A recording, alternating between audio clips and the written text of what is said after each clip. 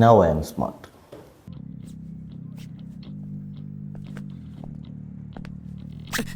Namaste sir. Now you look smart.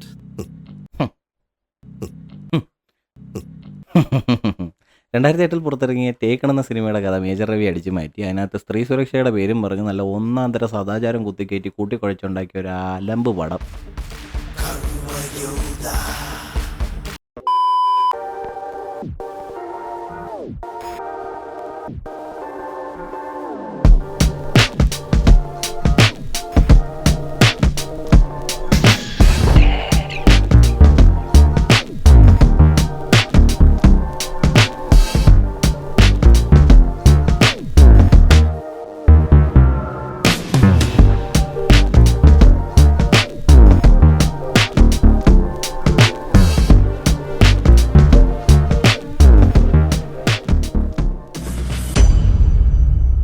അവിടെ half skirt ഇട്ടിട്ട് പോകുന്നുണ്ടെന്ന് പറഞ്ഞു കഴിഞ്ഞാൽ നമ്മുടെ സംസ്കാരത്തിന് ചേരാത്താണ്. 2012 ഈ സിനിമ ഇറങ്ങി കഴിഞ്ഞ് നമ്മുടെ മേജർ രവി ഏഷ്യാനെറ്റ് ന്യൂസിൽ കൊടുത്തൊരു അഭിമുഖത്തിലേക്ക് നമുക്കൊന്ന് പോയി നോക്കാം.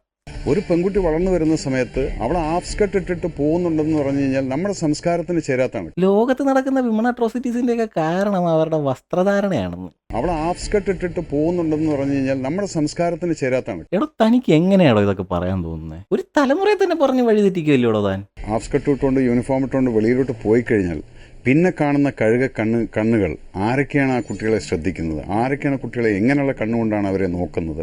മേജർ രവി ഇതൊക്കെ പറഞ്ഞങ്ങോട്ട് തിരിയുമ്പോഴേക്കും നമ്മുടെ സുജയ അടുത്തൊരു ന്യൂസുമായിട്ട് വരും. ദില്ലിയിൽ 3 വയസ്സുകാരിയാണ് പീഡിപ്പിക്കപ്പെട്ടിരിക്കുന്നത്. നമ്മൾ 12-11 വയസ്സായ പ്രായപൂർത്തി എത്തുന്ന കുട്ടികളുടെ കാര്യങ്ങൾ പറഞ്ഞുകൊണ്ടിരിക്കുമ്പോൾ 3 വയസ്സായ കുട്ടിയുടെ ഏത് വസ്ത്രധാരണം കണ്ടിട്ടാണ് ഇവിടെ പീഡനം നടന്നത്? ഈ സബ്ജക്റ്റും ഇന്ന് നടക്കുന്ന സംഭവങ്ങളുമായിട്ട് ഏതൊരു മാതാപിതാക്കൾക്കും ഇത് കണ്ടു കഴിഞ്ഞാൽ മനസ്സിലാവും ഞാൻ എന്താ ചെയ്തിരിക്കുന്നുള്ളത്.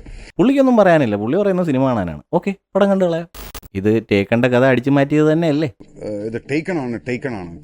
പക്ഷേ മേജർ ഡോണ്ട് ഹൈഡ് എനിത്തിങ്. ഞാൻ അതാണ് പറഞ്ഞത്, ഞാൻ പല സിനിമകളും കണ്ടിട്ടുമാണ് ഈ സംഭവം ആണ് നമുക്ക് ഇതുപോലെ ചെയ്യുന്നത്. പക്ഷേ ഐ ഹാവൻ ഡൺ എനിത്തിങ്. ആ ഒരു സിനിമ എടുത്തിട്ട് ഇത് ഇങ്ങോട്ട് ചെയ്യുക. ഇതിനകത്തിരുന്ന് നമ്മുടേതായിട്ടുള്ള സംസ്കാരവും ഇതെല്ലാം കൂടെ ചേർത്ത് വെച്ചുകൊണ്ട് നമ്മുടേതായിട്ടുള്ള ഇവിടെ എന്തെല്ലാം നടക്കപ്പെടും എന്നുള്ളതിൻ്റെ മുകളിലാണ് ഇത് ഇങ്ങനൊരു കഥ എഴുതിയിരിക്കുന്നത്. എടോ അത് തന്നെയല്ലേ പറയുന്ന കോപ്പി അടിയുന്നു. നമ്മുടേതായിട്ടുള്ള ഇവിടെ എന്തെല്ലാം നടക്കപ്പെടും എന്നുള്ളതിൻ്റെ മുകളിലാണ് ഇത് ഇങ്ങനൊരു കഥ എഴുതിയിരിക്കുന്നത്. അതും റെജി മാത്യു അടിച്ചു മാറ്റിയ സാധനം താൻ അടിച്ചു മാറ്റിയിട്ടല്ലേ? So I don't want to talk anything until the court gives a verdict and I'll come out of that thing. ഇപ്പോൾ മേജർ രവി 30 ലക്ഷം രൂപ റെജി മാത്യുവിന് കൊടുക്കണം. കർമ്മയോധ സിനിമയുടെ തിരക്കഥ മേജർ രവിയുടേതല്ലെന്ന് കോടതിയുടെ കണ്ടെത്തൽ. പരാതിക്കാരൻ റെജി മാത്യുവിന് 30 ലക്ഷം രൂപയും സിനിമയുടെ പകർപ്പവകാശവും നൽകണമെന്നും കോട്ടയം കൊമേഴ്ഷ്യൽ കോടതി ഉത്തരവിട്ടിരിക്കുന്നു. അപ്പോൾ റെജി മാത്യു ടേക്കൻ്റെ കഥ അടിച്ചു മാറ്റിയെങ്കിൽ ടേക്കൻ്റെ ആൾക്കാർക്ക് എത്ര രൂപ കൊടുക്കണം? So I don't want to talk anything. ഞാൻ ഈ പടത്തിന്റെ പിന്നിൽ കുറേ ഇറങ്ങി നോക്കിയപ്പോൾ പടത്തിന് മുഴുവൻ വിവാദമാണ്. പടം കോപ്പിയടിച്ച വിവാദം. പിന്നെ അതേണ്ട ഇത് പോസ്റ്റർ വിവാദം, മോഹൻലാൽ ചുരുട്ട് വലിച്ചു എന്നുള്ള പേരിൽ ഒരു കേസും ഇതിനിടയിൽ വരാറുണ്ടായിരുന്നു. മേജർ രവിയണ്ണ പറഞ്ഞു കൂടണ്ണ. എന്റെ സിനിമയ്ക്കകത്ത് മോഹൻലാൽ എന്നുള്ള വ്യക്തി സിഗരറ്റ് വലിക്കുകയോ ചുരുട്ട് വലിക്കുകയോ ഒന്നും ചെയ്യില്ല. പിന്നെ പോസ്റ്ററിലൊക്കെ സിഗാറിന്റെ പടം കൊടുത്തിട്ടുണ്ടെങ്കിൽ അത് വലിക്കാനല്ലേ, അത് മണപ്പിക്കാനാണോ?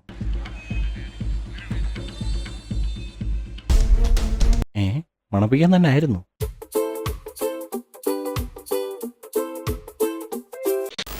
ഓക്കെ, വിവാദമൊക്കെ കഴിഞ്ഞ് ഇനി നമുക്ക് പടത്തിലേക്ക് വരാം. മോഹൻലാലിനെ നായകനാക്കി മേജർ രവി സംവിധാനം ചെയ്യുന്ന കർമ്മയോധയിൽ സെലിബ്രിറ്റി ക്രിക്കറ്റിലൂടെ ശ്രദ്ധേയനായ രാജീവ് പിള്ള പോലീസ് ഓഫീസറുടെ വേഷത്തിലെത്തുന്നു. വർഷം 2012. ഞാൻ ഈ യൂട്യൂബിലൊക്കെ ഇങ്ങനെ വരവിക്കൊണ്ടിരുന്ന സമയത്ത് ഈ കർമ്മയോധ സിനിമയുടെ ഒരു പ്രൊമോഷൻ വീഡിയോ ആണ്, ഒരു ന്യൂസ്. മോഹൻലാൽ നായകനാകുന്ന കർമ്മയോധ എന്ന ചിത്രത്തിന്റെ ഷൂട്ടിംഗ് ഈ മാസം 17-ന് ആരംഭിക്കും. യുവനടൻ രാജീവ് പിള്ളയാണ് ചിത്രത്തിൽ വില്ലനായി എത്തുന്നത് എന്നാണ് റിപ്പോർട്ടുകൾ. പടത്തിൽ രാജീവ് പിള്ള വില്ലനാണെന്ന് പറഞ്ഞതല്ല എനിക്ക് ഹൈപ്പുണ്ടാക്കിയത്. എൻ്റെ ഒരു കൂട്ടുകാരനാന്ന് പറയുക, 1992 ഇറങ്ങിയ യോധ സിനിമയിൽ ലാലേട്ടൻ്റെ കൂടെ വിക്രു എന്നുള്ളൊരു പയ്യൻ അഭിനയിച്ചിട്ടുണ്ട്. ആ പയ്യനാണ് ഈ രാജീവ് പിള്ള എന്ന്. ഞാനത് ഇത്രയും കാലം വിശ്വസിച്ചിരിക്കുമായിരുന്നു. എന്ത് മണ്ടനാ ഞാൻ. ശരിക്കും ആ സിനിമയിൽ വിക്രുവായിട്ട് അഭിനയിച്ചത് വിനീത് എന്ന് പറഞ്ഞൊരാളാണ്, അത് രാജീവ് പിള്ളയല്ല. പക്ഷെ അന്ന് എന്നെ അത് പറഞ്ഞ് പറ്റിച്ച് ഞാനന്ന് ഹൈപ്പായി. 20 വർഷത്തിന് ശേഷം നമ്മുടെ ലാലേട്ടൻ്റെ കൂടെ രാജീവ് പിള്ള അഭിനയിക്കുന്ന എന്നൊക്കെ പറഞ്ഞിട്ടാണ് ഞാൻ ഈ പടം കാണാൻ പോകുന്നത്. ഓക്കെ, എനിവേ രാജീവ് പിള്ള മാച്ചോ ആണല്ലോ, നമ്മൾ മാച്ചോ രാജീവ് പിള്ളയെ കാണാനായിട്ട് പോയി. പക്ഷെ പടത്തിൻ്റെ ടൈറ്റിൽ കാർഡ് എഴുതി കാണിക്കുന്നത് വരെ ഉള്ളൂ ആളുടെ റോള്. ഏകദേശം 1-2 സീനിലേ ഉള്ളൂ. 2-3 സീൻ കാണുമായിരിക്കും. ഉള്ള സീനിലാണെങ്കിലോ ഇരുന്ന് താറ്റ് മേടിക്കലാണ് പുള്ളിയുടെ ഈ സിനിമയിലെ റോള്. ഇങ്ങനെ മസിലും പെരുപ്പിച്ചാർന്നിട്ടൊന്നും കാര്യമില്ല ബേട്ടാ, വെപ്പണിൻ ചാസ്കോപ്പിലാവും. പിന്നെ പുള്ളിയുടെ വക കുറച്ച് ഹിന്ദി ഷൗട്ടിങ്. പോരാത്തന്നെ ലാലേട്ടന്റെ വക പുള്ളിക്ക് ഷൗട്ടിങ്. ഇങ്ങനെ നിലവിളിക്കാൻ മാത്രം ഒരു കഥാപാത്രം. അന്ന് ഞാൻ ഈ ഹൈപ്പൊക്കെ കയറി പടം കാണാൻ നമ്മുടെ വർക്കല സ്റ്റാർ തിയേറ്ററിലാണ് പോയത്. അന്ന് ഈ സ്റ്റാർ തിയേറ്റർ ഓലപ്പുരയാണ്. അപ്പോൾ ഈ ഓലപ്പുര ആയതുകൊണ്ട് സൗണ്ട് പ്രൂഫ് ഒന്നുമില്ല. ഇപ്പോൾ അതവർ മാറ്റിയിട്ടുണ്ട്, റീബിൽഡ് ചെയ്തിട്ടുണ്ട്. ഞാൻ സെക്കൻഡ് ഷോയാണ് കാണാൻ പോയത്. ഞാൻ സെക്കൻഡ് ഷോയുടെ ടിക്കറ്റ് എടുക്കാൻ നിന്നപ്പോൾ ഈ മാറ്റിനി ഷോ ക്ലൈമാക്സ് ആണല്ലോ, അപ്പോൾ അതിൻ്റെ ഡയലോഗൊക്കെ നമുക്ക് പുറത്ത് കേൾക്കാം. അന്നേരം ഞാനൊരു ഡയലോഗ് കേട്ടടേ, നമുക്കൊരു കളി കളിക്കാം. എന്ത് കളി ചോദിക്കേ? നമുക്കൊരു കളി കളിക്കാം. ശരിക്കും വില്ലൻ നായകനോടാണ് കളി ചോദിക്കുന്നത്, പക്ഷെ അത് നടക്കൂല, വില്ലന് ശുണ്ണിയില്ല. അതിനെപ്പറ്റി നമുക്ക് അടുത്ത ഭാഗങ്ങളിൽ പറയാം. സ്റ്റോറി ഞാൻ കാണാൻ ആഗ്രഹിച്ച പൂരമാ കാണും. നമ്മുടെ ലാലേട്ടൻ അഭിനയിച്ച കഥാപാത്രത്തിന്റെ പേര് Madhavan, AKA mad maddy. Mad maddy. Madhavan എങ്ങനെയാ മാഡ് മാഡി എന്നുള്ള പേര് കിട്ടിയെന്നറിയാമോ? അതിന് വലിയ കഥയൊന്നുമില്ല, കുറച്ച് ഉണ്ടക്കണക്ക് മാത്രമേ ഉള്ളൂ. 10 ഉണ്ട ഇങ്ങോട്ട് വരുമ്പോ മാഡി കൊടുക്കും ഒരു ഉണ്ട. അതാണ് മാഡി സ്റ്റൈൽ.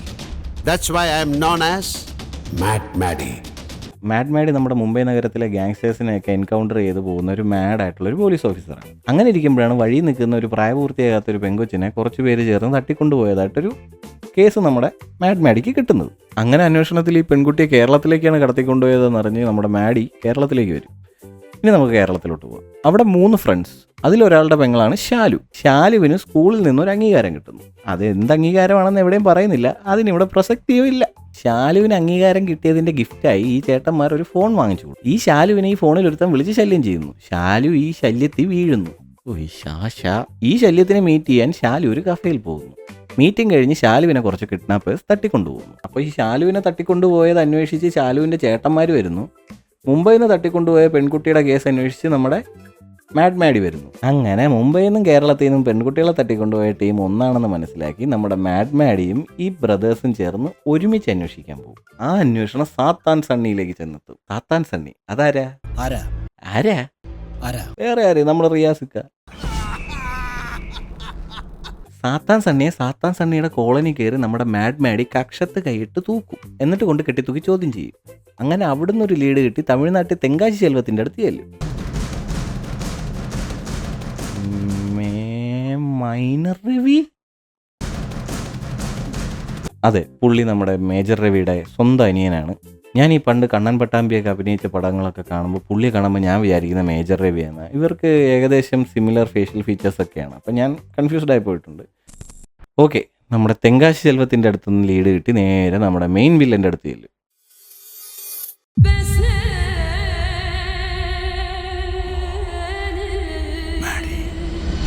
ലോക വില്ലൻ കഥാപാത്രങ്ങളിൽ എന്നെ ഇത്രയും വെറുപ്പിച്ചൊരു വില്ലൻ വേറെയില്ല. നമ്മൾ നന്നായിട്ട് ആഹാരം കഴിച്ചുകൊണ്ടിരിക്കുമ്പോഴേ തൊട്ടടുത്തിരുന്ന് ഒരുത്തൻ ASMR പോലെ ഞം ഞം ഞം ഞം ഞം ഞം ഞം ഞം ഇങ്ങനെ സൗണ്ട് ഉണ്ടാക്കി ആഹാരം കഴിച്ചു കഴിഞ്ഞാൽ നമുക്കത് ഇഷ്ടപ്പെടും. നമുക്കത് പറ്റാത്തൊരു കാര്യമാണ് നമുക്കത് കേൾക്കുമ്പോൾ. എനിക്കങ്ങനെയാണ്. അപ്പോൾ അതേപോലൊരു സാധനമായിരുന്നു ഈ സിനിമയിലെ അളിയൻ. ആവശ്യമില്ലാത്ത കുറേ എക്സ്പ്രഷൻസ് ഒക്കെ ഇടുക. പടത്തിൽ ഇങ്ങനെ പുള്ളിയുടെ വേതാളത്തരം കണ്ടുകൊണ്ടിരിക്കണം. പുള്ളിയുടെ ഇൻട്രോ തന്നെ ഒരുമാതിരി ആപ്പിൽ എൻഡി കുടുങ്ങിയ അണ്ണാനെ പോലെ. കുടുങ്ങാൻ ശുണ്ണിയൊന്നുമില്ല. ഈ ശുണ്ണിയാണ് പണ്ടേക്ക് കൊണ്ടേ മാഡ് മാഡി വെട്ടി തൂഫാനാക്കിയത്. അതുകൊണ്ടാണ് പുള്ളി ഇങ്ങനെ അമർന്നത്. അമർന്നത് മാത്രമല്ല, പുള്ളിക്ക് ഇങ്ങനെ എന്തിലെങ്കിലും താങ്ങി പിടിച്ച് നടക്കാൻ പറ്റൂ. Long time no seeing, huh? Long time. പുള്ളി ഇടുന്ന എക്സ്പ്രഷനൊക്കെ പോട്ടെ, അതിനകത്ത് പുള്ളിയുടെ ഒരു സൈഡ് ചിക്ക് ഉണ്ട്. സൈഡ് ചിക്ക് ഇതിനെല്ലാം ഒരു ഓവർ എക്സ്പ്രഷൻ അങ്ങോട്ട് കൊടുക്കും.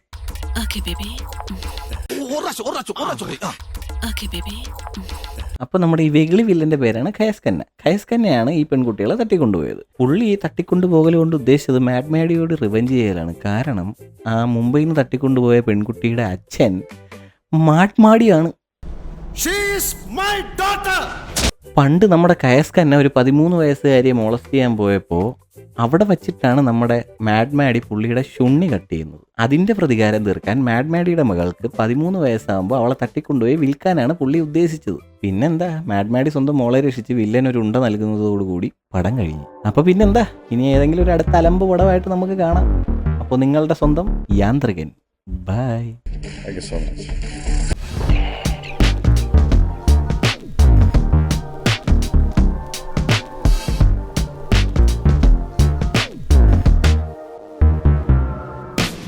അപ്പോൾ ഞാൻ ചെയ്യുന്ന വീഡിയോ നിങ്ങൾക്ക് ഇഷ്ടമാണെങ്കിൽ ഇനിയും ഞാൻ ഇതുപോലുള്ള വീഡിയോ ചെയ്യണമെന്ന് നിങ്ങൾ ആഗ്രഹിക്കുന്നുണ്ടെങ്കിൽ ആ പടത്തിൻ്റെ പേരൊക്കെ ഒന്ന് കമൻറ്റ് ചെയ്യുക, ലൈക്ക് ചെയ്യുക, സബ്സ്ക്രൈബ് ചെയ്യുക. അപ്പോൾ ശരി.